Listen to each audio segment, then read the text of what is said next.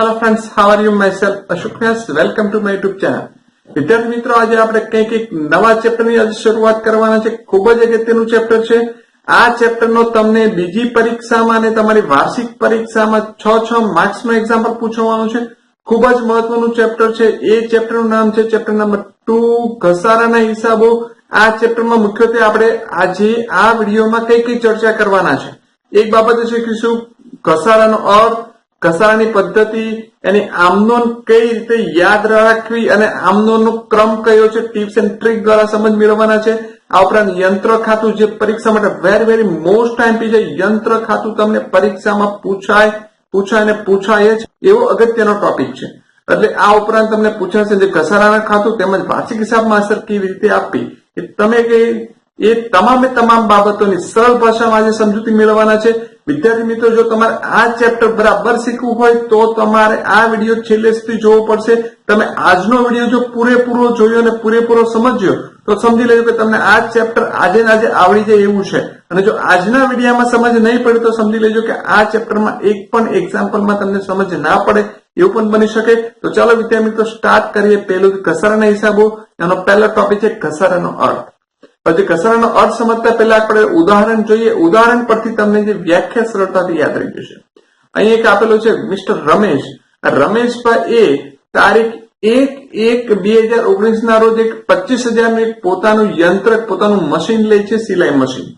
હવે આજે મિસ્ટર રમેશ આને 1 વર્ષ વાપરે છે અને 1 વર્ષ વાપરે પછી તમે જો એની પરિસ્થિતિ કેવી થઈ, કારણ કે કોઈ પણ વસ્તુ નવી હોય પછી વપરાય એટલે જૂની થઈ જાય. એટલે 1/1/2020 ના દિને એ વેચવા માંગે છે. આ મશીનની પરિસ્થિતિ આવી થઈ ગઈ છે અને આ મશીન જે ખરીદવા માંગે છે મિસ્ટર સુરેશ.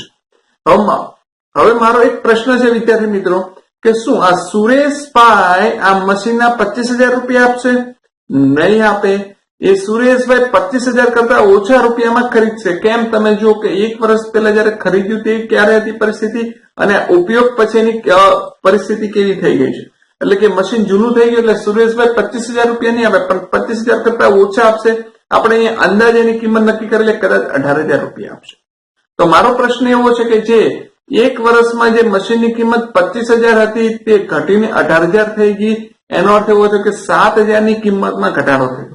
તો આ જે ઘટાડાને શું કહેવાય વિદ્યાર્થી મિત્રો? આ જ ઘટાડાને શું કહેવાય છે? ઘસારો. તમે મિલકત લીધી, મિલકત વાપરી, એના મિલકતનો જે વપરાશને કારણે એની કિંમત ઘટી, એ કિંમત ઘટી અને શું કહેવાય છે? ઘસારા તરીકે ઓળખવામાં આવે છે. તો હવે આપણે જોઈશું એની વ્યાખ્યા. હવે તમને વ્યાખ્યા સરળતાથી સમજ પડશે. જો તમને ઉપર સ્પષ્ટ કીધું છે મિલકતની કિંમતમાં કોઈ પણ જે કારણોસર ક્રમશઃ અને કાયમી ઘટાડો થાય તેને આપણે ઘસારા તરીકે ઓળખવામાં આવે છે. અહીં તમને સ્કૂલની પરીક્ષામાં 2 અગત્યના એક માર્ક્સના પ્રશ્નો પૂછાઈ શકે છે. એક ઓપ્શનમાં તમને પ્રશ્ન પૂછે MCQ-માં કે ઘસારા એક કેવો ખર્ચ છે. તમને અલગ ઓપ્શન આપશે. યાદ રાખજો, બિન રોકડ ખર્ચ છે. હવે બિન રોકડ ખર્ચ કઈ રીતે કહી શકાય? તમે જો કે આ જે મિલકતનો વપરાશ થયો છે એને પરિણામે કોઈ રોકડા જતા નથી પણ મિલકતની કિંમત ઘટી જાય છે એટલે કે રોકડ ખર્ચ નથી, બિન રોકડ ખર્ચ છે. અને આ ઉપરાંત ઘસારો એ વારંવાર થાય. જેટલી પણ મિલકત વપરાશ થાય છે તેમ ઘસારાની કિંમત એટલે કે જે ઘસારાનો ખર્ચ વધતો જાય છે તે વારંવાર થતો એને આપણે શું કહીએ? મહેસૂલી ખર્ચ છે. આ રીતે આપણે જે ઘસારાનો કોન્સેપ્ટ ક્લિયર કર્યો. હવે જે બાબતો આપણે શીખવાની છે, કેટલીક એવી બાબતો શીખવાની છે જે પરીક્ષાની દ્રષ્ટિએ પણ એક માર્ક્સમાં ઉપયોગી છે. પહેલો પ્રશ્ન છે કે ઘસારો કઈ મિલકત પર ગણાય? તો આપણે જોઈએ તો ઘસારા માટે જે કાયમી અને દ્રશ્ય મિલકત પર એની પર ઘસારો ગણવામાં આવે છે. જેમ કે વાત કરીએ મકાન, યંત્રો, ફર્નિચર, એ બધી મિલકત પર આપણે ઘસારો ગણીએ છીએ. આ ઉપરાંત કોઈ ચાલુ કે જે પ્રવાહી મિલકત છે, રોકડ, સ્ટોક, દેવાદાર, એવી મિલકત પર ઘસારો ગણાતો નથી. અને સૌથી વેરી મોસ્ટ ઇમ્પોર્ટન્ટ એક્ઝામ્પલ વિદ્યાર્થી મિત્રો, તમને આ મુદ્દો મોટે ભાગે પરીક્ષામાં પૂછાય છે. એવી કઈ કાયમી મિલકત છે? કાયમી મિલકત મેં વાત કરી અને દ્રશ્ય પણ છે, છતાં પણ ઘસારો ગણાતો નથી. યાદ રાખજો વિદ્યાર્થી મિત્રો, જમીન એ એવી મિલકત છે જેના પર કોઈ દિવસ ઘસારો ગણાતો નથી. તમે જોશો કે જમીનની કિંમત કોઈ દિવસ ઘટે નહીં, જમીનની કિંમત વધે છે. જમીન એવી મિલકત છે કે જેની પર ઘસારો ગણાતો નથી. એટલે આ વેરી મોસ્ટ ટાઈમ 1 માર્ક્સનો પ્રશ્ન છે, એ પણ ધ્યાન રાખજો. ત્યારબાદ છે બીજો પ્રશ્ન કે ઘસારો ગણવો તો કઈ પદ્ધતિએ ગણવો? તો મોટે ભાગે એવું કહેવાય છે તમારા ટેક્સ્ટ બુકમાં તો કુલ 10 પદ્ધતિ આપી છે, પરંતુ આપણા અભ્યાસક્રમમાં મુખ્યત્વે 2 પદ્ધતિઓ છે. એક છે સીધી લીટીની પદ્ધતિ અને ઘટતી જતી બાકીની પદ્ધતિ. વેરી મોસ્ટ ટાઈમ વિદ્યાર્થી મિત્રો, મોસ્ટ ટાઈમ એટલા માટે મેં લખ્યું કે કારણ કે તમને જે 6 માર્ક્સનો દાખલો પૂછવાનો આ બે પદ્ધતિમાંથી જ પૂછવાનો છે અને આ બંને પદ્ધતિની ડીપમાં ડિટેલમાં આજે આપણે ચર્ચા કરવાના છે. વિદ્યાર્થી મિત્રો, આ વિડીયો છેલ્લે સુધી જોશો તો તમને સરળતાથી આ ચેપ્ટર અહીંયા જ આવડી જવાનું છે. પહેલા વિડીયોમાં ચેપ્ટરમાં શું છે બધી ખબર પડી જવાની છે. હવે ત્યારબાદનો એક છે બીજો પ્રશ્ન કે આ બંને પદ્ધતિમાં જે ઘસારો ગણવાની પદ્ધતિ યોગ્ય કઈ, સારામાં સારી પદ્ધતિ કઈ? વિદ્યાર્થી મિત્રો, એવું કઈ ફિક્સ નથી. જેવી મિલકત એ પ્રમાણે ઘસારો ગણવામાં આવે છે. એટલે કે જે મિલકતનું ઉપયોગી આયુષ્ય સરળતાથી નક્કી થઈ શકે ત્યાં સીધી લીટીની પદ્ધતિ હોય અને જે મિલકત લાંબા સમયગાળા માટેની હોય ત્યાં ઘટતી જતી બાકીની પદ્ધતિ હોય. એટલે જેવી મિલકત હોય એ પ્રમાણે ઘસારાની પદ્ધતિનો ઉપયોગ કરવામાં આવે છે. એટલે તમને પરીક્ષામાં તમને ચોક્કસ જે દાખલો આપવામાં આવે છે એ દાખલામાં તમને સ્પષ્ટ કહી દેવામાં આવશે કે તમારે સીધી લીટીની પદ્ધતિ ગણવાનું છે કે ઘટતી જતી બાકીની પદ્ધતિ. હવે વિદ્યાર્થી મિત્રો, આપણે આગળ જોશું ખૂબ અગત્યનો ટોપિક ઘસારો ગણવાની પદ્ધતિ. વિદ્યાર્થી મિત્રો, તમને એક્ઝામ્પલ ગણવા માટે આ સ્લાઇડ તમને બહુ ઉપયોગી થવાની છે. મુખ્યત્વે બે પદ્ધતિની વાત કરેલી, સીધી લીટીની પદ્ધતિ અથવા તો સરખા હપ્તાની પદ્ધતિ, આવું પણ જે બીજા નામ તરીકે ઓળખવામાં આવે છે, અને બીજી પદ્ધતિ છે ઘટતી જતી બાકીની પદ્ધતિ. આપણે પહેલા જોયું સીધી લીટીની પદ્ધતિમાં શું હોય છે, તો એમાં એક સૂત્ર છે, યાદ રાખજો. જ્યારે તમને દાખલામાં મિલકતનું અંદાજિત આયુષ્ય વર્ષમાં આપેલું હોય, અંદાજિત આયુષ્ય તમને એવો શબ્દ આપેલો હોય, ત્યારે એક સૂત્ર છે, આપણે જોઈ લઈએ. ઘસારો બરાબર પડતર કિંમત માઇનસ ભંગાર કિંમત. કોઈ પણ યંત્ર હોય, કોઈ પણ મિલકત હોય, એની પડતર કિંમતમાંથી ભંગાર કિંમત માઇનસ કરી દો અને અપેક્ષિત આયુષ્ય વડે તમે ભાગી નાખો એટલે તમને ઘસારો મળી જાય. તો આનું સિમ્પલ તમારે યાદ રાખે, પકી માઇનસ પકી. પકી એટલે કે પડતર કિંમત, પકી એટલે કે ભંગાર કિંમત છેદમાં આયુષ્ય, પકી માઇનસ પકી છેદમાં આયુષ્ય એટલે તમને ઘસારો મળી જાય. આ રીતે તમે બોલશો તો પણ તમને યાદ રહી જશે. ઘણી વખત તમને દાખલામાં પૂછે છે કે તમારે જે ઘસારાનો દર પણ શોધવાનો છે. તો જે ઘસારાનો દર બરાબર તમારે યાદ રાખવાનું વાર્ષિક ઘસારો એટલે 1 વર્ષનો ઘસારો છેદમાં પડતર કિંમત અને ગુણ્યા 100 એટલે તમને ઘસારાનો દર મળી જશે. જો પરીક્ષામાં પૂછ્યું તો આ સૂત્ર ઉપયોગ કરવાનો, મોટે ભાગે ઉપરના સૂત્રનો ઉપયોગ થતો હોય છે જો આયુષ્ય આપવામાં આવ્યું હોય. હવે વિદ્યાર્થી મિત્રો, એ પણ તમે સાથે સ્પષ્ટતા કરી દો. જયારે પણ પૂછે તમને ઘસારાનો દર, ત્યારે એનો જવાબ હંમેશા ટકાવારીમાં લખવાનો. જો તમને 5% આવે તો 5% નું ચિહ્ન કરવાનું, 7 આવે તો 7%, 8 આવે તો 8%, એટલે ટકાવારીમાં જવાબ લખશું. ત્યારબાદ સૌથી અગત્યનો મુદ્દો, આ પદ્ધતિમાં ઘસારો હંમેશા પડતર કિંમત પર જ ગણાય છે. શબ્દ છે સીધી લીટીની પદ્ધતિ એટલે પડતર કિંમત પર ગણવાનું. સરખા હપ્તાની પદ્ધતિ પણ કહેવાય છે. એટલે આ પદ્ધતિમાં દર વર્ષે ઘસારાની રકમ એક સરખી રહે.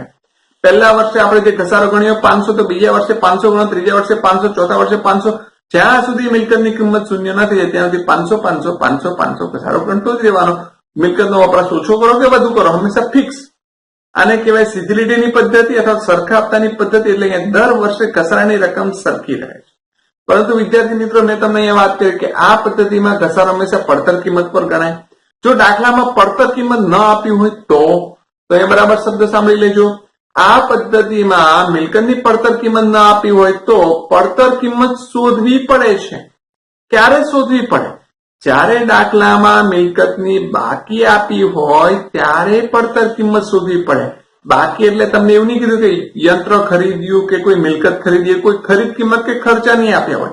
તમને એવું જ કીધું કે 1/4/2020 ની યંત્ર ખાતાની બાકી એટલી છે અથવા તો કોઈ મકાન ખાતાની બાકી એટલી છે. તો તમને ખાલી માત્ર બાકી એવો શબ્દ આવે, કોઈ મિલકત ખરીદી એવું ના આપે, ત્યારે હંમેશા પડતર કિંમત શોધવી પડે. જો અત્યારે આ મુદ્દામાં સંબંધ ના પડે તો બહુ ટેન્શન ના લેશો. જયારે પણ આ એક્ઝામ્પલ આવશે ત્યારે આ મુદ્દો ફરી એકવાર હું તમને ડીપમાં સમજાવીશ, ત્યારે તમને વધારે ઇઝીલી સમજ પડશે. હવે આપણે જોઈએ ઘટતી જતી બાકીની પદ્ધતિ. નામ પ્રમાણે જ એનો જો મુદ્દો છે.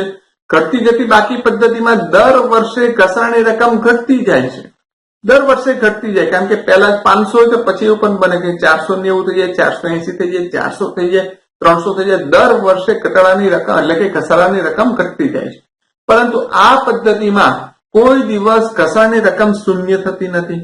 કોઈ દિવસ શૂન્ય નથી, કારણ કે ઘટતી જાય છે. એટલે કોઈ દિવસ શૂન્ય ના થાય. શૂન્યના પણ કોઈ પણ 0.5 હોય તો 0.25 એમ શૂન્ય થાય નહીં. અને આ પદ્ધતિમાં જયારે મિલકતની બાકી આપે તો પણ આપણે પડતર કિંમત શોધવાની હોતી નથી, કારણ કે પડતર કિંમત પર અહીંયા ઘસારો નથી ગણાતો.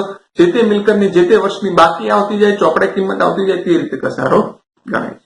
હવે આપણે જોશું સૌથી અગત્યની બાબત, ઘસારો ગણતી વખતે ધ્યાનમાં રાખવાની બાબત. વિદ્યાર્થી મિત્રો, તમે અહીંયા સરસ મજાનું સ્ક્રીન પર જોઈ શકો છો કે તમને ચાર એક અલગ અલગ પ્રકારના જે દરવાજા જોવા મળી રહ્યા છે. એ ચાર દરવાજામાં ચાર નિયમો છે. આ જો ચાર નિયમો તમને બરાબર સમજ પડી ગઈ, જો તમે ચાર નિયમોને તમે બરાબર સમજી લીધા તો એવું સમજી લેજો કે તમને ઘસારાની ગણતરી, એ ઘસારા ખાતું, યંત્ર ખાતું, આમનોન ઇઝી બની જવાનું છે તમારા માટે. ઇઝીલી 6 માંથી 6 લાવી શકો છો. એમાં જોઈએ આપણે, એમાં આજે પહેલા દરવાજામાં શું લખ્યું છે નિયમ, એમાં લખ્યું છે કે સીધી લીટીની પદ્ધતિમાં હંમેશા પડતર કિંમત પર જ ઘસારો ગણાય. દર વર્ષે પડતર કિંમતને જ પકડી લેવાની અને પડતર કિંમત પર ઘસારો ગણવાનો. અને બીજી બાબત કરી, દર વર્ષે ઘસારાની રકમ સરખી જ રહે છે, કોઈ ફેરફાર થતો નથી. આપણે અગાઉ પણ આ નિયમની ચર્ચા કરી ગયા છે. ત્યારબાદ જોઈએ સેકન્ડ નંબરના જે દરવાજામાં શું દેખાઈ રહ્યું છે. સેકન્ડ નંબરના જે દરવાજામાં કીધું, ઘટતી જતી બાકીની પદ્ધતિમાં જે ઘસારાની રકમ દર વર્ષે ઘટતી જાય છે અને આ દાખલો જયારે હોય ઘટતી જતી બાકી પદ્ધતિ, ત્યારે પડતર કિંમત પણ શોધવાની જરૂર પડતી નથી. તમે ઇઝીલી ડાયરેક્ટ એક્ઝામ્પલ કરી શકો છો.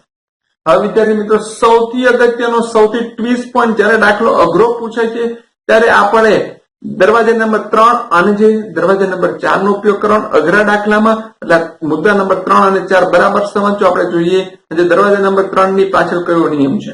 આપણે જોઈએ તો જેટલો સમય મિલકતનો વપરાશ કર્યો હોય એટલા સમયનો જ ઘસારો ગણાય છે. એટલે શું, મેં કોઈ મિલકત લાવી હોય અને 6 મહિના વાપરી હોય તો મારે કેટલો ઘસારો ગણવાનો? 6 મહિનાનો જ. મેં કોઈ મિલકત ની ખરીદી કરી હોય અને માત્ર 2 જ મહિના વપરાશ કર્યો હોય તો 2 મહિનાનો જ ઘસારો ગણવાનો.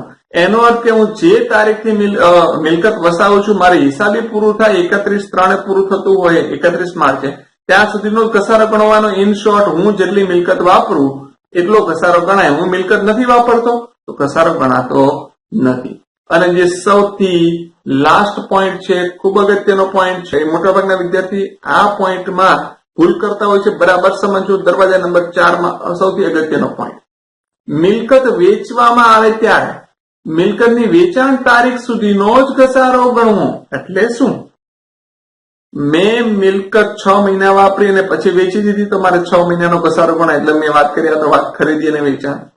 મેં મિલકત આવતા વર્ષના 2 મહિના પછી વેચી દીધી, મારું વર્ષ પૂરું થયું પછી 2 મહિના, તો પછીના વર્ષે કેટલા મહિનાનો ઘસારો ગણાય? 2 જ મહિનાનો. એટલે તમારી વેચાણ તારીખ સુધી, જો તમને આ સમજ ના પડે તો યાદ રાખો, વેચાણ તારીખ સુધીનો ઘસારો ગણવો. એક સેન્ટેન્સમાં કહી દો, મુદ્દા નંબર 4, વેચાણ તારીખ સુધી જ ઘસારો ગણવો. છેલ્લું યંત્ર જયારે વેચવામાં આવે ત્યારે જે વેચેલી તારીખ હોય, તમને દાખલામાં સ્પષ્ટ કહે છે કે આ તારીખે મેં યંત્ર વેચ્યું છે, તો જે તારીખે યંત્ર વેચ્યું તે તારીખનો ઘસારો ગણો. ત્યાર પછી યંત્ર પર કોઈ ઘસારો ગણાતો નથી. કેમ? તમે યંત્ર વેચી નાખ્યું, પછીનો કોઈ ઘસારો ગણાતો નથી. એટલે આ 4 નિયમો જો તમે બરાબર સમજ્યા હશો, બરાબર સમજ મેળવેલી હશે, તો તમે જયારે પણ યંત્રની ઘસારાની ગણતરી કરશો, ઘસારા ખાતું બનાવો, યંત્ર ખાતું બનાવો, આમનોંધ તૈયાર કરશો, તમારા માટે બહુ સરળ રહેવાનું છે. હવે આપણે જોઈશું કે દાખલામાં શું પૂછાઈ શકે. તમને પરીક્ષામાં આ ચેપ્ટરનો દાખલો આવે તો આપણે આ ચેપ્ટરના એક્ઝામ્પલ કરવાનું ત્યારે શું પૂછાઈ શકે? 4 બાબત પૂછાઈ શકે. 4 બાબત બરાબર તમે તૈયાર કરી નાખો તો તમને આ ચેપ્ટર સંપૂર્ણ આવડતું એવું સમજી શકાય. એમાંનું પહેલું છે કે તમને પૂછાશે આમનોંધ. આમનોંધ શેની કરવાની હોય છે? એક તો યંત્રની ખરીદી, પછી યંત્ર પર લાગે ઘસારો, પછી એ ઘસારાનું ખાતું લઈ જાઓ બંધ કરીને નફા નુકસાન ખાતે, અને છેલ્લે યંત્ર વેચી દો. એટલે તમારા હાથે યંત્રની આમનોંધ લખવાની હોય છે. 4 સ્ટેપમાં કામ કરવાનું હોય છે. ત્યારબાદ વેરી મોસ્ટ ટાઈમ યંત્ર ખાતું તૈયાર કરો. તમને જે તમારી સ્કૂલની પરીક્ષામાં પૂછવાનું છે એક્ઝામ્પલ, એમાં મોસ્ટ ઓફ મોટા ભાગની સ્કૂલોમાં યંત્ર ખાતું તૈયાર કરો એવો જ એક્ઝામ્પલ પૂછાય છે. એટલે યંત્ર ખાતું કઈ રીતે તૈયાર કરવું એની માળખાની સમજ તો આપી છે, પણ મેં એવી ટિપ્સ એન્ડ ટ્રીક બનાવી છે કે તમે યંત્ર ખાતું સરળતાથી યાદ રહી શકે. એટલે આ વિડીયો છેલ્લે સુધી જોશો તો તમે સરળતાથી સમજી શકશો કે યંત્ર ખાતું કઈ રીતે બને ટિપ્સ એન્ડ ટ્રીક દ્વારા. વિદ્યાર્થી મિત્રો, ફરી એકવાર તમને કહી દઉં કે જો તમને આ વિડીયો પસંદ પડે તો લાઈક કરવાનું ના ભૂલશો, તમારા મિત્રો સાથે શેર કરો, અને હજુ પણ અમારી ચેનલ સબસ્ક્રાઇબ ના કરી તો સબસ્ક્રાઇબ પણ કરો. આ ઉપરાંત પછી ત્યારબાદ જોશું આપણે જે ઘસારા ખાતું તૈયાર કરવાનું, અને છેલ્લે જોશું વાર્ષિક હિસાબમાં અસર આપો, જેમાં મુખ્યત્વે નફા નુકસાનનું ખાતું અને પત્રક સ્વરૂપે પાકું સ્વરૂપ તૈયાર કરવાનું. એટલે 4 વિગતો મેક્સિમમ તમને દાખલામાં પૂછી શકે.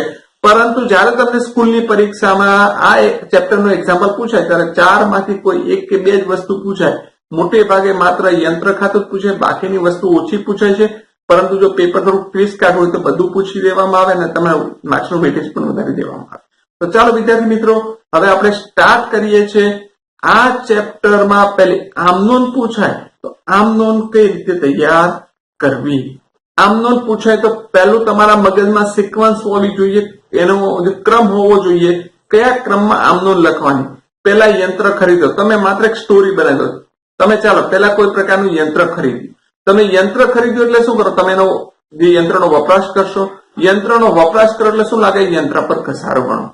હવે તમે જેવું યંત્ર પર જે ઘસારો ગણશો એટલે તમે એ યંત્રનું ખાતું એટલે કે તમારું જે ઘસારાનું ખાતું બંધ કરી દો અને છેલ્લે આ યંત્ર શું કરી દો, વેચી દો. 4 સ્ટેપમાં કામ કરવાનું છે. આમનોનમાં પણ આ સ્ટેપ કામ લાગશે અને યંત્ર ખાતું બનાવવામાં પણ કામ લાગશે. મેં એક સ્ટોરી તરીકે તમને યાદ રખાયું, ફરી એકવાર તમને કહી દો.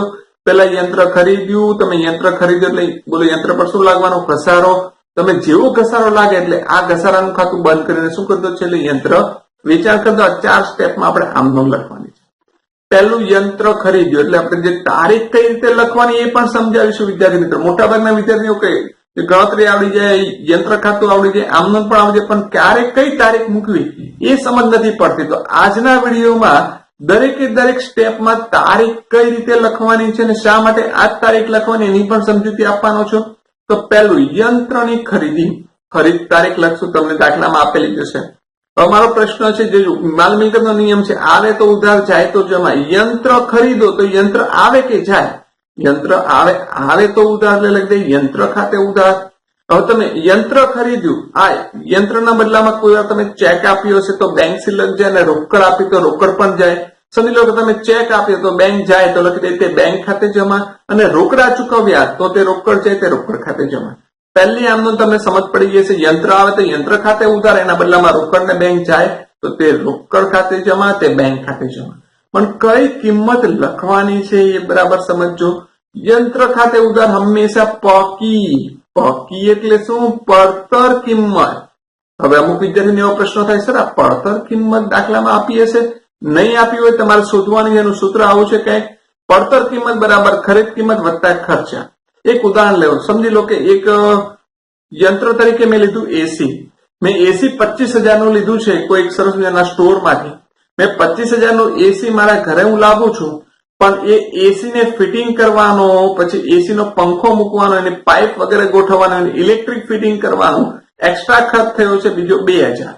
તો 25,000 નું એસી ના કહેવાય મારે.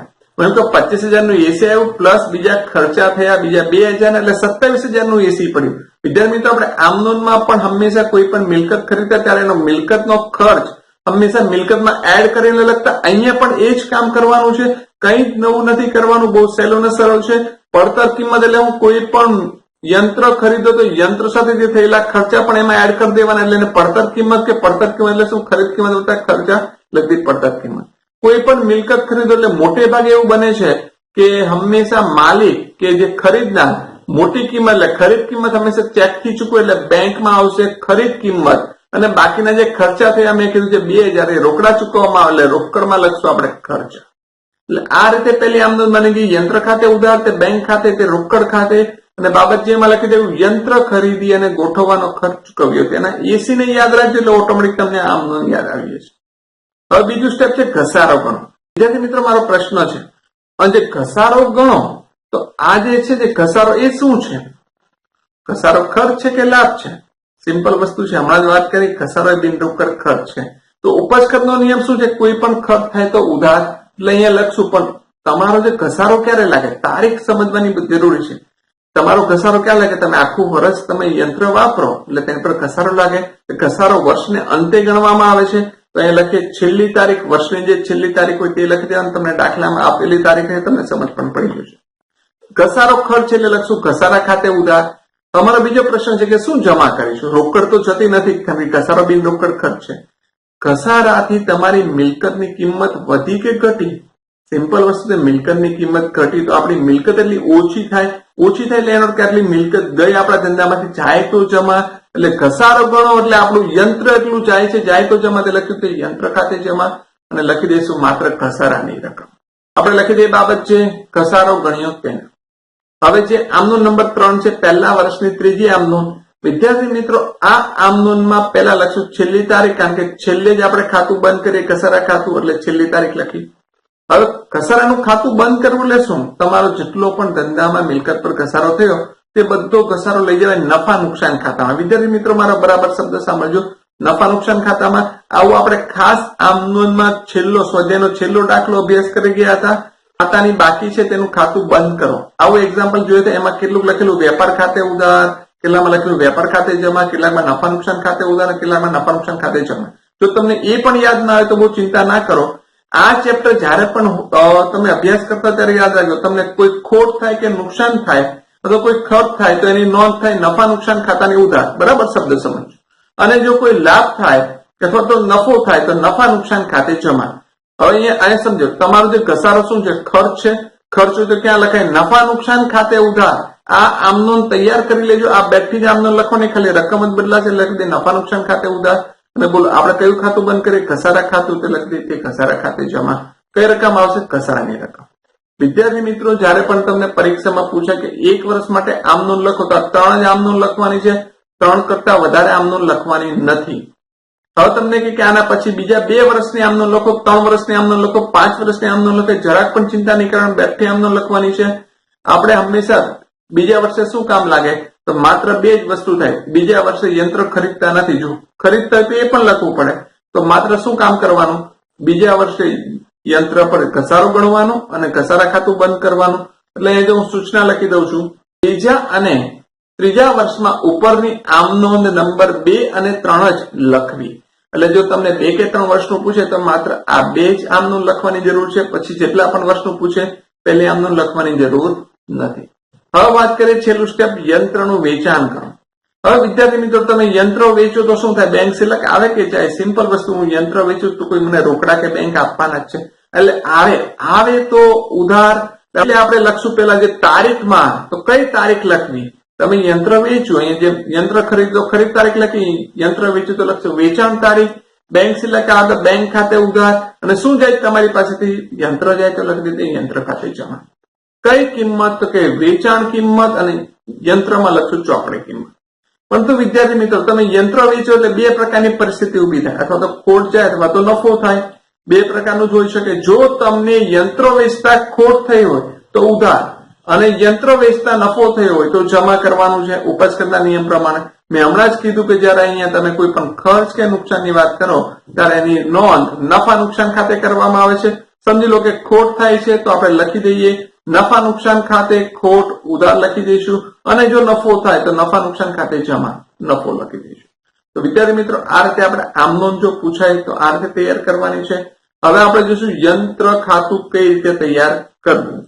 વિદ્યાર્થી મિત્રો, યંત્ર ખાતું તૈયાર કરો ત્યારે બરાબર સમજી લેજો કે અત્યારની જે આ સ્લાઇડ, આ ટિપ્સ, અહીંયાનું વિધાન જોયું. યંત્ર ખાતું યાદ રાખવાની ટિપ્સ એન્ડ ટ્રીક નેક્સ્ટ સ્લાઇડમાં આપવાનો છું.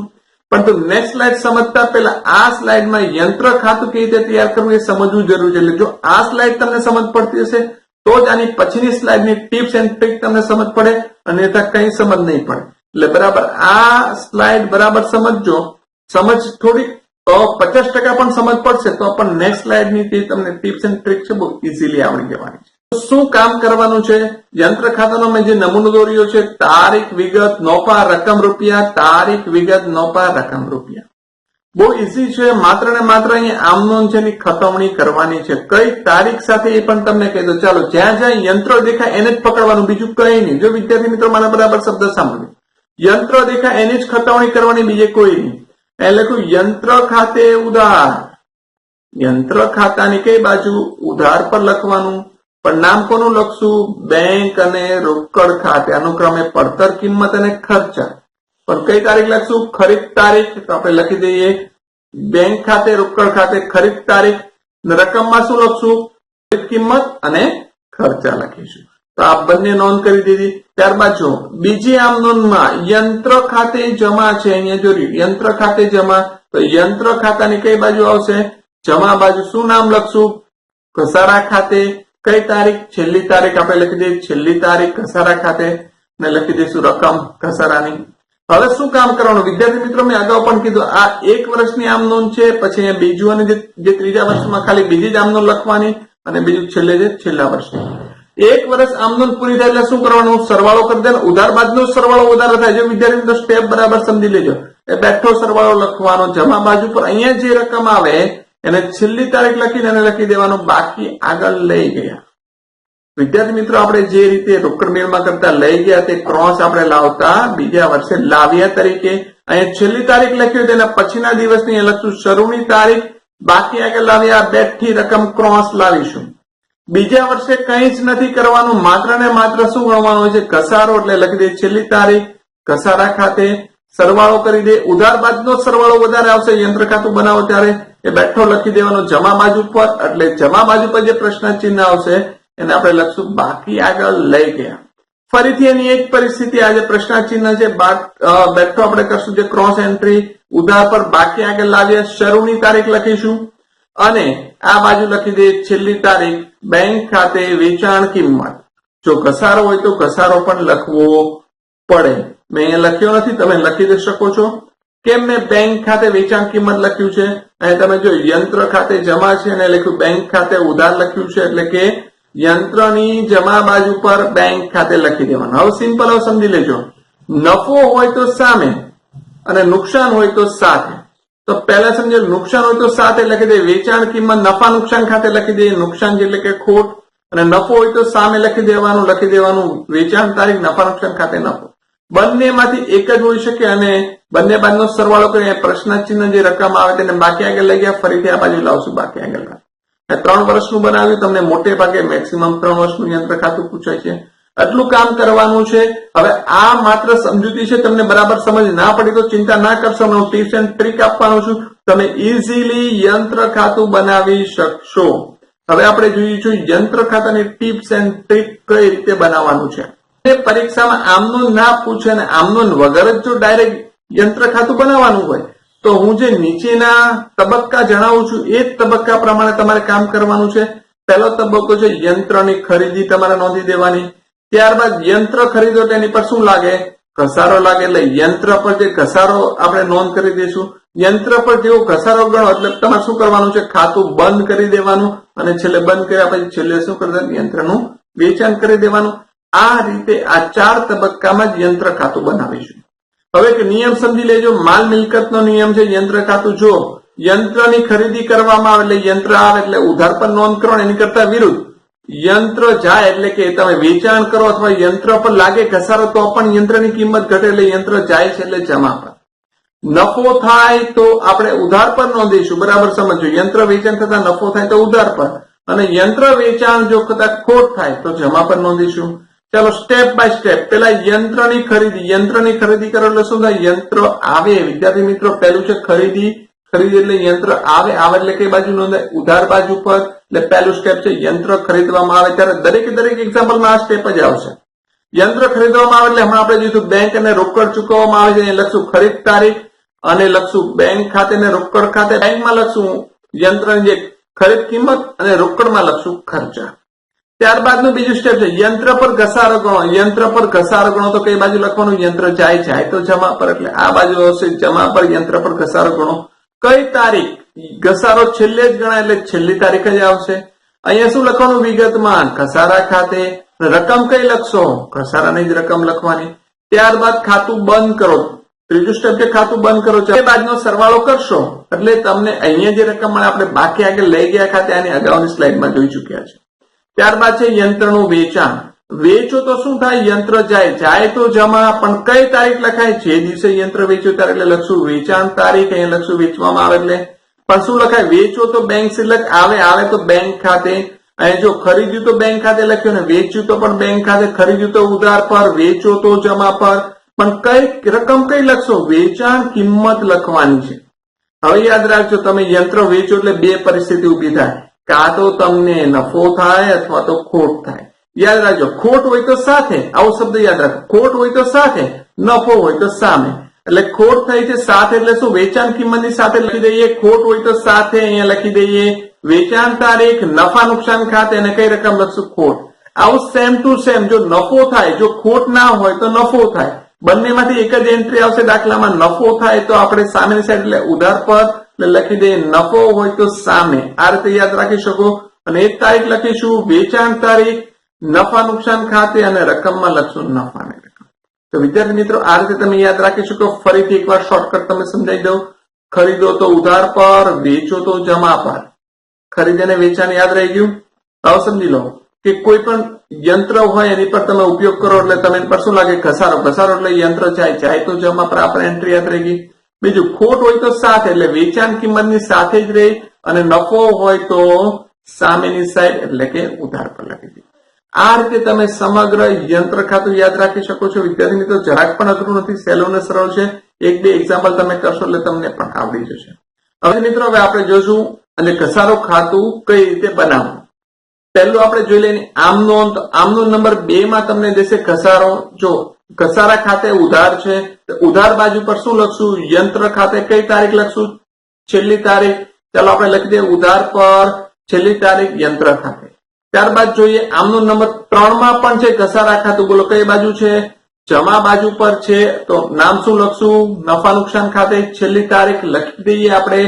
જમા બાજુ પર છેલ્લી તારીખ નફા નુકસાન ખાતે અને બંને બાજુનો સરવાળો સરખો આવે. વિદ્યાર્થી મિત્રો ઘસારા ખાતામાં કોઈ દિવસ બાકી લાવ્યા લઈ ગયા નહીં આવે.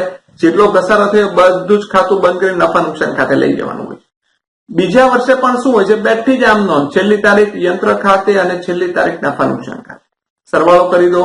અને ત્રીજું વર્ષ હોય તો પણ છેલ્લી તારીખ યંત્ર ખાતે. એટલે જેટલા વર્ષ પૂછાતા બેઠી જ આ નોંધ આવે, કોઈ ફેરફાર નહીં થાય. ગમે એવા દાખલા પૂછે વિદ્યાર્થી મિત્રો, આ જ ફોર્મેટમાં કામ કરવાનું છે. માત્ર ઘસારાની રકમ લખવાની છે, ઉધાર પર લખવાનું યંત્ર અને જમા પર લખવાનું નફા નુકસાન ખાતે. કઈ રીતે આવ્યું એ આપણે આમનોંધ પરથી શીખી ચુક્યા છે. હવે જોઈએ કે જો કદાચ તમને પરીક્ષામાં પૂછે વાર્ષિક હિસાબમાં અસર આપો, તો વાર્ષિક હિસાબમાં અહીંયા મુખ્યત્વે બે એક બનાવવામાં આવે છે, નફા નુકસાન ખાતું અને બીજું પત્રક સ્વરૂપે પાકું સ્વરૂપ બનાવવામાં આવે છે. એના ઉપર હેડિંગ જો તારીખ 31/3/2020 ના રોજ પૂરા થતા વર્ષનું તમારે શબ્દ લખવાનું, પૂરા થતા વર્ષનું ને પાકું સ્વરૂપ પત્રક છે ને ના રોજનું પાકું સ્વરૂપ એવું શબ્દ લખવાનું છે. અને નફા નુકસાન ખાતામાં વિગત રકમ રૂપિયા અને પાકા સ્વરૂપમાં મૂડી દેવા રૂપિયા અને મિલકત લેનાર રૂપિયા એવું લખવાનું છે. નફા નુકસાન ખાતામાં શું લખવાનું? મેં હમણાં વાત કરી, કોઈ પણ ઘસારો ગણવામાં આવે તો એ ઘસારો ક્યાં લઈ જવાનો? નફા નુકસાન ખાતે. ઘસારો આપણા માટે ખર્ચ છે, ખર્ચ હોય એટલે કઈ બાજુ લખાય? ઉધાર બાજુ પર લખી દે. યંત્રનો ઘસારો અહીંયા રકમ લખી દેવાની. અહીંયા જો મૂડી દેવા રૂપિયા અને મિલકત લેનાર રૂપિયા, ઉધાર જમા નથી. અહીંયા જો મિલકત લખ્યું, બોલો મિલકત ક્યાં લખાય? મિલકત લેનાર બાજુ પર લખાય એટલે લખી દઈશું યંત્ર ઇનર કોલમ. જો અહીંયા 12મી કોલમમાં નથી લખતું, અંદરની કોલમમાં લખું છું. એમાંથી માઇનસ કરવાનો ઘસારો માઇનસ કર્યા પછી જે રકમ આવે તે બહાર લખો. એક ચોખ્ખી મિલકતની રકમ લખવાની, ઘસારા બાદ રકમ લખવાની. તો વિદ્યાર્થી મિત્રો તમને આ રીતે તમને એક્ઝામમાં આમનોંધ પૂછાય, યંત્ર ખાતું પૂછાય, ઘસારા ખાતું પૂછાય કે તમને વાર્ષિક હિસાબમાં અસર પૂછાય ની સંપૂર્ણ બેઝિક સમજૂતી આ સમગ્ર વિડીયોમાં આપેલી છે. આ વિડીયો જો બરાબર સમજ પડી હશે તો તમને નેક્સ્ટ પીરિયડમાં અથવા તો નેક્સ્ટ વિડીયોમાં હું જે તમને સમજાવવા જઈ રહ્યો છું એક્ઝામ્પલ તમને ઇઝીલી સમજી શકશો. વિદ્યાર્થી મિત્રો તમને આ વિડીયો કેવો લાગ્યો નીચેની કોમેન્ટ બોક્સમાં જરૂરથી જણાવજો. આ ઉપરાંત અમારો વિડીયો પસંદ પડે તો લાઈક કરો, તમારા મિત્રો સાથે શેર કરો અને આવા જ વિડીયોની અપડેટ મેળવવા માટે અમારી ચેનલ હજુ પણ સબસ્ક્રાઇબ ના કરો, સબસ્ક્રાઇબ કરો જેથી કરીને આ વિડીયોની અપડેટ મળી રહે. નેક્સ્ટ ટાઈમ ફરીથી આ ચેપ્ટરના નવા એક્ઝામ્પલ સાથે મળીશું. ત્યાં સુધી આપનો દિવસ શુભ રહે. Thank you very much.